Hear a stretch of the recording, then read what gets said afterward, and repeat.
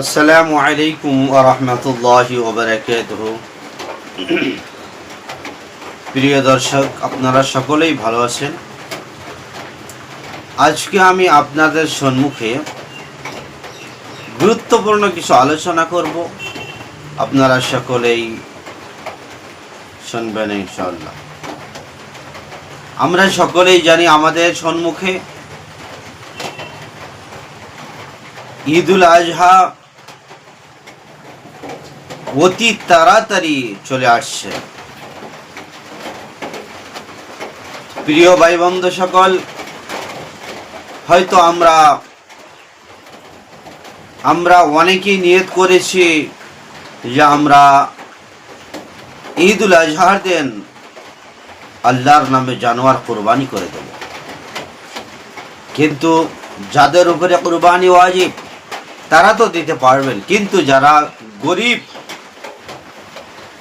তারা একাকী জানোয়ার কুরবানি করতে পারবেন না। তাদের জন্য উপায় হলো যে আপনারা কি করবেন, কারোর সঙ্গে ভালো একজন সাথী, তার সঙ্গে আপনি একটা ভাগ নেবেন, একটা ইচ্ছা নিয়ে কুরবানিতে অংশগ্রহণ করবেন ইনশাআল্লাহ। তো মাহতারাম দোস্ত বুজুর্গ, এই অংশগ্রহণের ভিতরে একটি গুরুত্বপূর্ণ মশলা রয়েছে। অনেকে জানে না, মশলাটা ভুল করে ফেলে, ভাগিটা ভুল হিসাবে গ্রহণ করে, বিফলে তার কুরবানিটা কি হয়ে যায়, বিফল হয়ে যায়। মাহতারাম দোস্ত বুজুর্গ, সেটা কিভাবে?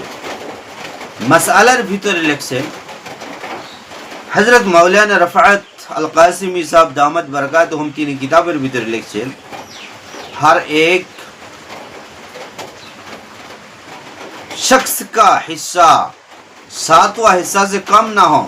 মাহতারাম দোস্ত বুজুর্গ, এই বস্তুটা আমরা খুব ভালো করে আমরা বুঝবো যে প্রত্যেকজন মানুষের যারা কুরবানি দেবেন সপ্তম হিস্সা থেকে, সপ্তম ভাগ থেকে যাতে কম না হয়, এই মশলাটা আমাদের প্রত্যেকজন মানুষের মাথার ভিতরে বসিয়ে নিতে হবে।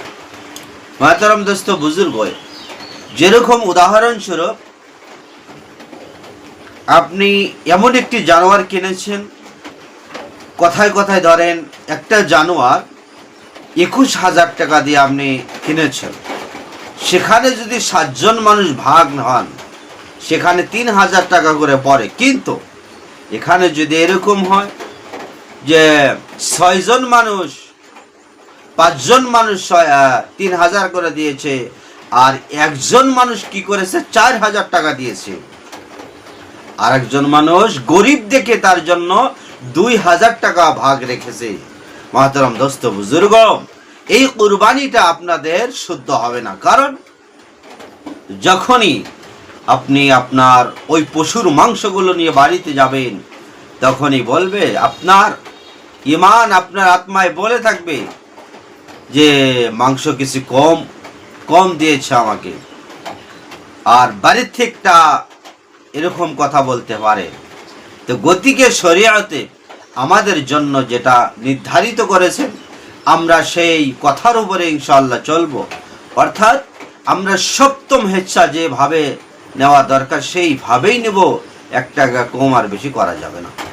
মাহতারাম দোস্ত বুজুর্গ, এই শরীকের ভিতরে আরেকটা সুন্দর একটা মাসআলা আমরা সকলেই জেনে নেই যে ধরেন 21,000 টাকার ভিতরে 3 জন মানুষ কি হবে, ভাগ হবে।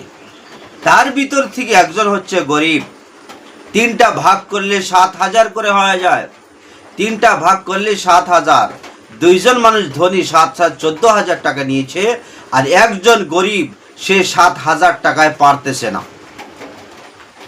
মাহতারাম দোস্ত বুজুর্গ, তার কাছে আছে অনেক কম টাকা।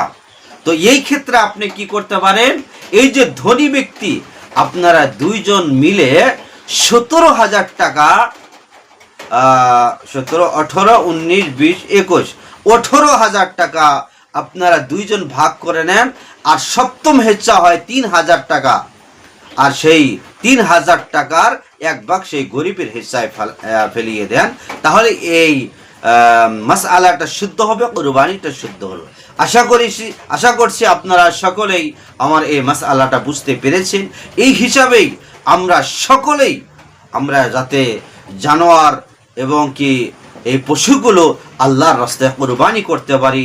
ওয়া আখিরু দাওয়ানা আলহামদুলিল্লাহি রাব্বিল আলামিন। আসসালামু আলাইকুম ওয়া রাহমাতুল্লাহি ওয়া বারাকাতুহু।